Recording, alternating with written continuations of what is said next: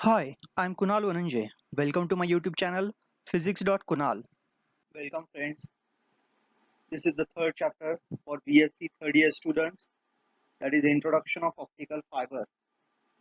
In this chapter we are going to discuss about introduction, importance of optical fiber, classification of optical fiber, in which we are going to discuss about different fibers, that is step index fiber, step index monomode fiber, then disadvantages of monomode fiber, then plastic fiber, latest developed types of optical fiber, that is HPS UV, HPS IR, and halide and tapered fiber. So these are some of the points which are we are going to discuss in this lecture series. Here in this video, I am covering only half part of this chapter, and half of the chapter will be discussed in the next video. So initially, we are going to discuss about introduction of optical fiber. So before going to the introduction, we must know what is about the optical fiber. It is the introduction of optical fiber. So optical fibers are nothing but only the fibers which are made from the optically transparent materials. Generally, it is made from highly pure glass material as well as the plastic material. So these are some of the diagrams. So you must have seen about this diagram. So this is nothing but the decorative part which must be present in our home, and these all are the different types of diagrams for the optical fiber. Then what is the construction of optical fiber? So optical fiber is made from two types of optically transparent material with different refractive indices. So when we are observing that optical fiber from the front view, so this is the front view of the optical fiber and this is the lateral view of optical fiber. So in which at the center there is a core part which is made from the material whose refractive index is N1, and the second material or the second medium which is covering that core medium, that is called as the cladding medium, and this is made from the second material having refractive index N2. So this is also the same diagram. So central part is the core and outer coating is nothing but the cladding. So refractive index indices for core it is N1 and for cladding N2. But again it is very much important that N1 is always greater than N2 in the optical fiber. That means the refractive index of core material is always greater than the cladding material. So this will be the simple construction of optical fiber. Optical fiber is working on the simple principle of total internal reflection. So you must have known about this concept, that is total internal reflection, also called as TIR. So this TIR condition is depends upon this angle that is called as critical angle. So working of the optical fiber is totally depends upon total internal reflection. So what is mean by this total internal reflection, or what is this TIR? So you must have known about the Snell's law, that is n1 sine theta 1 is equals to n2 sine theta 2. That means if the light is crossing the interface of two media, suppose these are the two media, that is glass medium and air medium, and this will be the interface between these two media. So when light is crossing this interface of the two media, or it is also called as the refraction, means light is passing from one medium to the another medium. So the angles and the refractive indices are interdependent, and which will be explained by the Snell's law, that is n1 sine theta 1 is equals to n2 sine theta 2.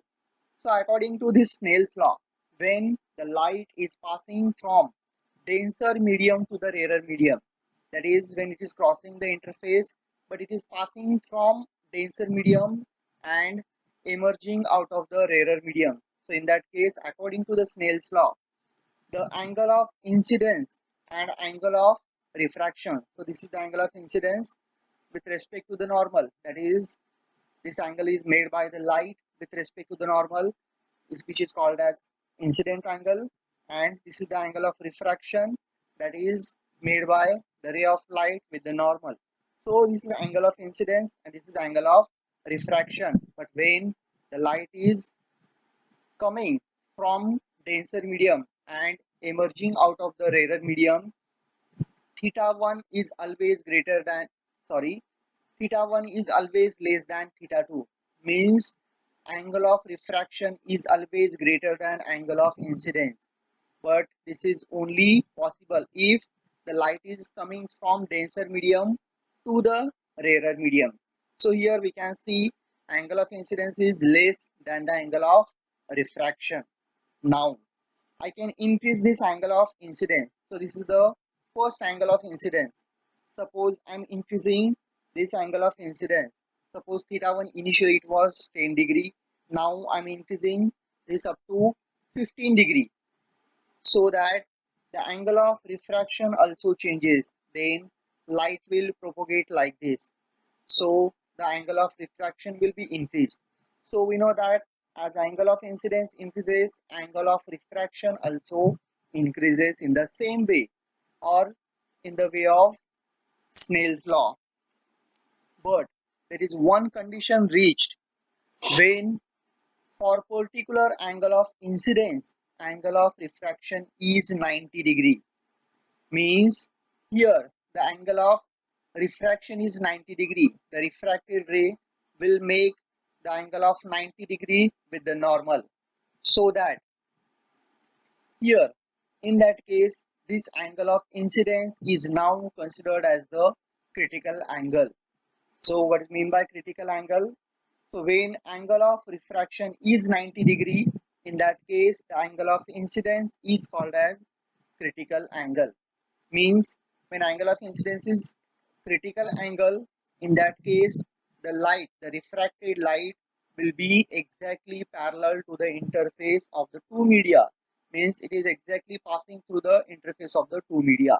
So in that case this angle is called as critical angle. So simply when the angle of refraction is 90 degree, angle of incidence is called as the critical angle. So this is about the critical angle, which is very much simple one. Now what about the total internal reflection or TIR? Now again, if I'm increasing this angle, if I'm increasing the angle of incidence, further critical angle, means now my angle of incidence is greater than critical angle. Suppose I can say angle of, sorry, critical angle is 20 degree. The value of critical angle is 20 degree. Now my angle of incidence is 25 degree, means it is greater than critical angle. In that case the light will be again reflected within the same medium. Means in that case there is no refraction. Means the light will not cross this interface, the light will not be passed in the air medium, but it will be again reflected within the same denser medium or within the glass medium. Suppose this is the ray. So if this ray is making angle which is greater than the critical angle, in that case it will be totally reflected within the same medium. So this condition is called as total internal reflection, because initially for this case when there is refraction, when there was a refraction, there was also some part of light will be reflected. Means in case of refraction, there some part is refracted and some part is reflected. But in case of total internal reflection or in case of TIR, the light will be 100% reflected within the same medium. So that this case or this condition is called as total internal reflection. So this is called as the TIR. So this is about the critical angle and total internal reflection. So for every interface, means for every two media, there is a critical angle value, and that can be calculated by using this simple formula, that is sine theta c is equals to n2 by n1. Means if I know the refractive indices of two media as well as angle of refraction, in that case the critical value or the critical angle value for these two media can be calculated by using this equation, or that can be calculated by using the Snell's law. In that case, this angle, the angle of refraction is 90 degree, means theta 2 value is 90 degree. So sine 90 is 1.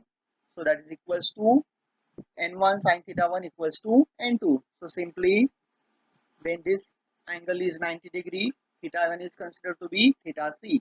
So sine theta c is equals to n2 by n1. So this is about total internal reflection. So our optical fiber is working on this principle that is called as total internal reflection. So let us see how the light will be propagated from this optical fiber. So this is the simple construction of optical fiber. This is the core medium and this is the cladding medium. Now light is incident from the core medium. This light is incident from the core medium with particular angle. Suppose I am considering this is the normal. So this light will make particular angle. This angle is called as angle of incidence. When this angle of incidence is greater than the critical angle, in that case TIR condition satisfy, that is total internal reflection condition satisfy, and the light will be totally reflected within the same core medium. There is no refraction, there is no light coming inside the cladding medium, but it will be totally reflected inside the core medium, so that the light will be reflected within the same medium. Means when the angle of incidence is greater than critical angle, the light will be reflected within the core medium. Now this light is moving further, and which is reaching at the point of interface between again the second point of core and cladding. So this is again the second interface between core and cladding. So in that case also, suppose this is the normal and the light will make the angle of incidence here with the normal. So if again this angle of incidence is greater than the critical angle, in that case the light will not be passing inside the cladding, or it will not enter into the cladding, but it will be reflected within the same medium, that is the core medium. Means light will be again propagating inside the core medium. So similarly the same process is happening at every point on the interface of core and cladding, and the light will be propagated inside the core medium, and finally it is emerging out of the fiber. So in this case the light will be propagated from the optical fiber. Means here the signal is transmitted in the form of light from this core medium with multiple reflection. Finally it will emerges from the second or the last end of the optical fiber, and it will be detected by the detector. So this is the simple way of optical fiber, or we can say it is the simple way of transmission of signals through the optical fiber. So this is the single ray. Suppose I am considering I am passing this ray with the angle of incidence of 30 degree. Suppose I can have all the angles, or I can have all the angles greater than 30 degree or greater than the critical angle value, so that simultaneously I can transmit different types of rays with different angles. Suppose for this it is 30 degree, suppose here it is the 35 degree, here it is 40 degree, 50 degree. Means multiple rays can be propagated simultaneously within the single fiber. Means from the single fiber I can transmit more than one single signal, or number of signals can be transmitted through this optical fiber. So this is simple construction and working of optical fiber.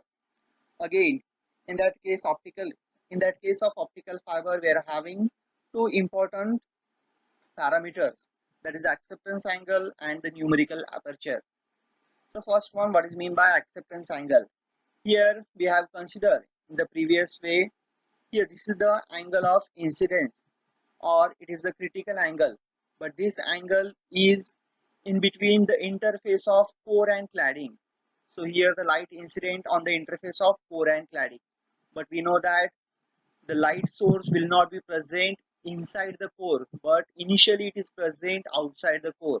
So that first one we have to incident our light outside the core medium, so that the light will be making particular angle with the interface of, this is the air medium and this is the core medium, and this is the interface between air and core medium.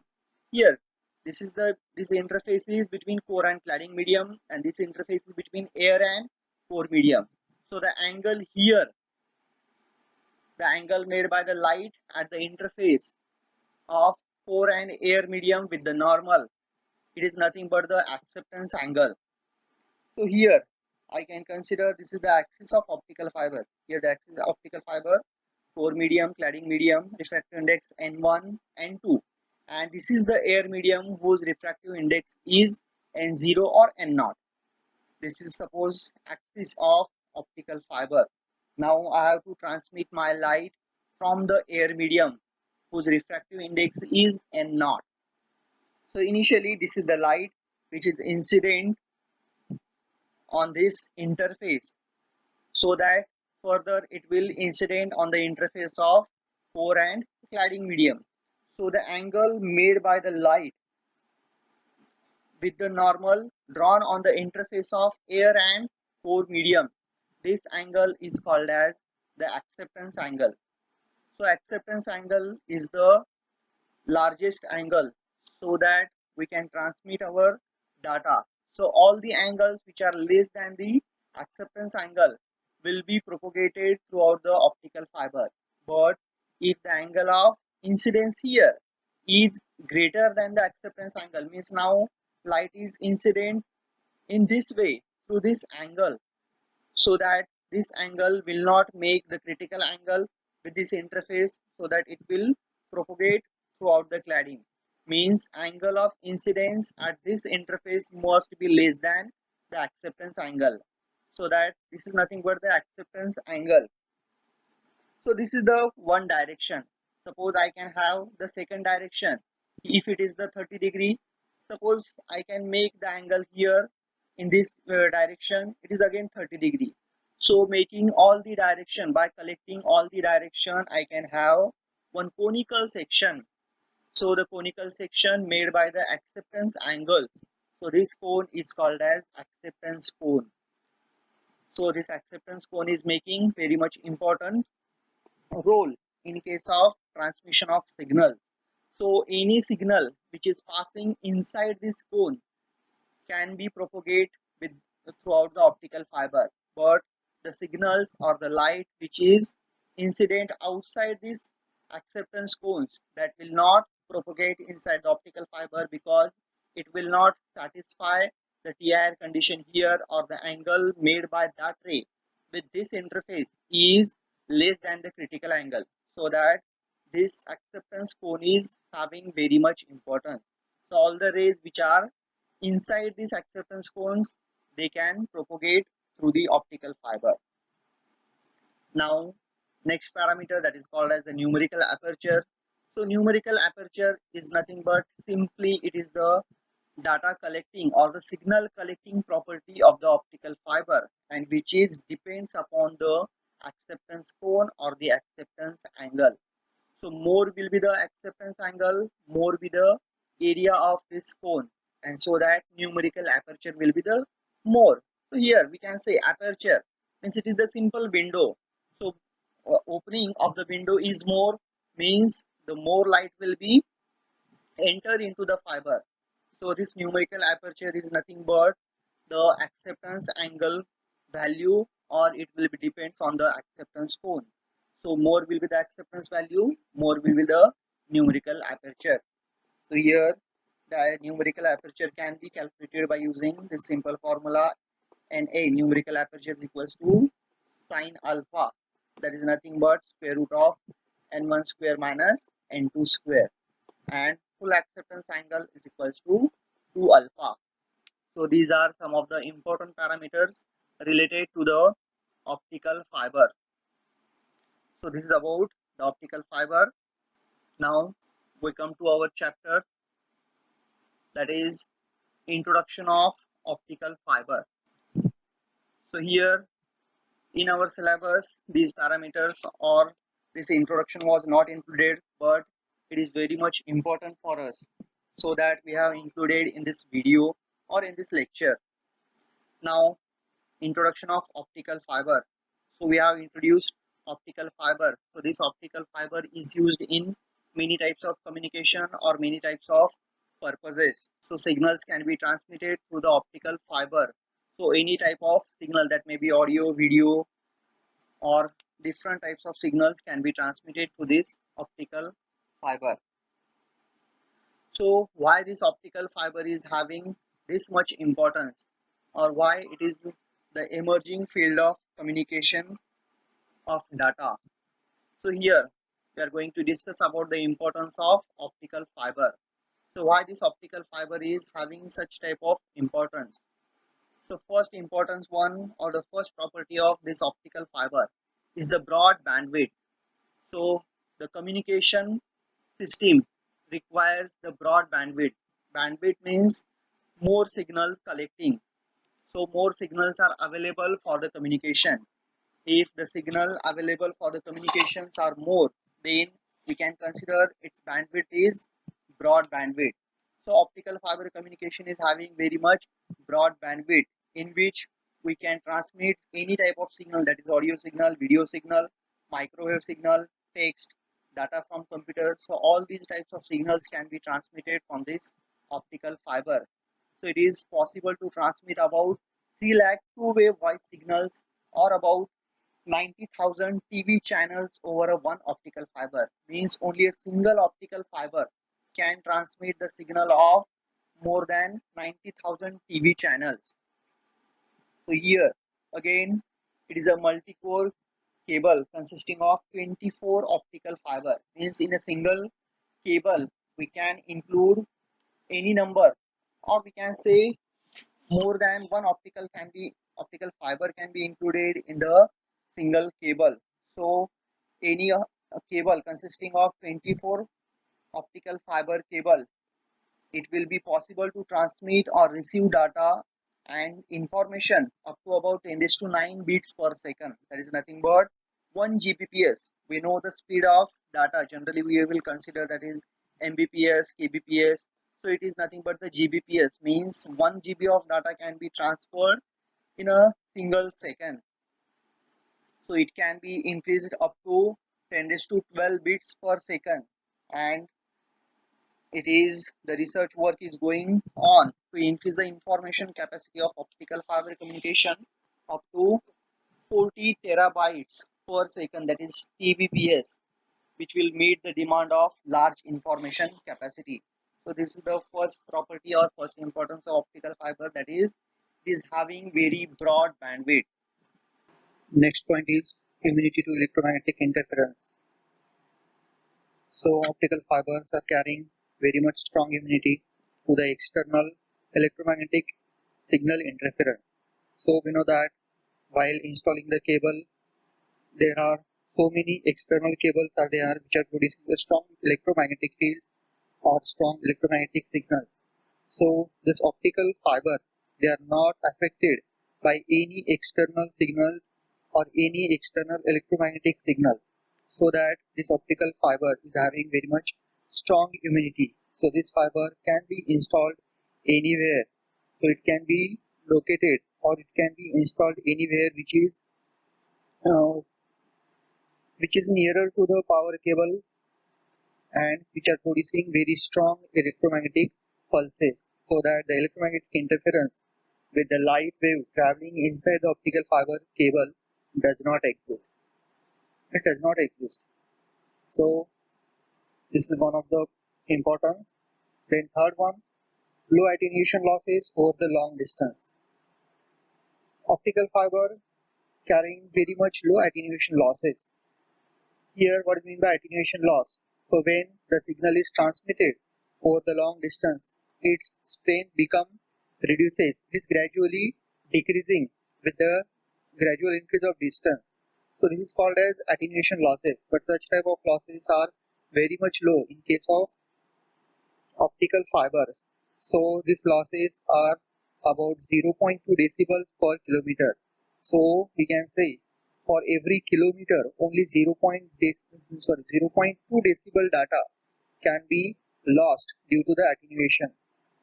So such a very low attenuation losses are present in the optical fiber.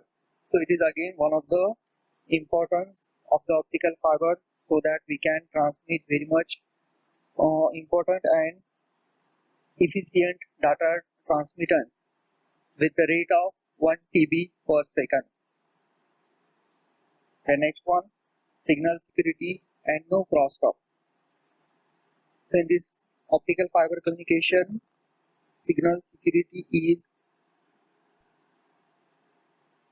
so next one is signal security and no crosstalk. So during transmission of signals from the optical fiber, they are carrying very much strong signal security and there is no chance of cross-talking. We generally observe that during the communication, in case of mobile or telephone, there is a cross interaction or cross communication is there due to the changing or due to the mixing of signal. So such type of cross talking is not possible in case of optical fiber, so that the signals are highly secure. This is because optical fibers are coated with very high opaque plastic layer. So this opaque plastic layer will not allow the external signal to be transferred inside the optical fiber, so that the signals cannot be tapped due to the opaque jacket around the optical fiber. So the crosstalk from one fiber to another fiber is also not possible due to the opaque coating, and total internal reflection of light traveling within the fiber cable is itself. So this is again another importance. Next one is the lightweight and small diameter cable. So one of the important parameters or properties of the optical fiber is that it is having very low weight or lightweight, and it is having very small cable diameter. So dimensions of the optical fiber cable are very small, so that it can be installed anywhere. So even in a single fiber we can have more than 6 optical fiber. So in the very short area or in a very small region, we can install very more number of optical fiber. So this is another importance, that is, it is having very lightweight and very small diameter. So due to this property, it is easy to lay optical fiber cable anywhere, whereas the copper cable lying due to the heavy weight is time consuming and expensive. Means it can be installed easily, but whereas it is compared with the copper cable, it cannot be installed easily and it should be the time consuming and more expensive. Next one is electrical insulator. So as optical fibers are made from silica glass or the plastic one, so both are bad conductors of electricity. So there is no leakage of any type of current from this optical fiber. So that optical fibers are thus laid down along with high voltage cable of electricity on the electricity poles due to the electrical insulated behaviors. Means this optical fiber can be installed with the cables which are carrying very much strong voltage or very high voltage electrical cables. So the same cables can be installed uh, on the poles due to the electrical insulated behavior. The next one, low cost for long distance communication. So the cost required for the communication system of this optical fiber, it is very small. As first one, any communication system, the cost of cable is very much important. So as this cable is made from silica or the plastic one, so it is very cheap material and it is easily available material, so that the cost of the optical fiber is very small. Only the cost required is for the purification of for the purification of material and for the drawing of the cable and finally packing and testing. So this much part is only carrying some of the cost, but overall the cost of the optical fiber is very less as compared to the copper cables. The next one, in this communication system we require the light source. So we are generally using LEDs and laser diodes. So LEDs and laser diodes can be used as the light source for the transmission of data in the form of light through the optical fiber. So these optical sources of the light sources are very much easy to available and which are not that much costly. So both can provide reliable communication. Therefore, this communication system requires very much low cost so that it can be used for the longer distance communication. So these are the some of the importances of optical fiber communication, and that's why this communication system is used everywhere nowadays. So this is about the introduction of optical fiber. Next point is the classification of optical fiber, but this point will be discussed in the next video. So thank you for watching this video. So please subscribe this channel if you want to see more videos. Thank you.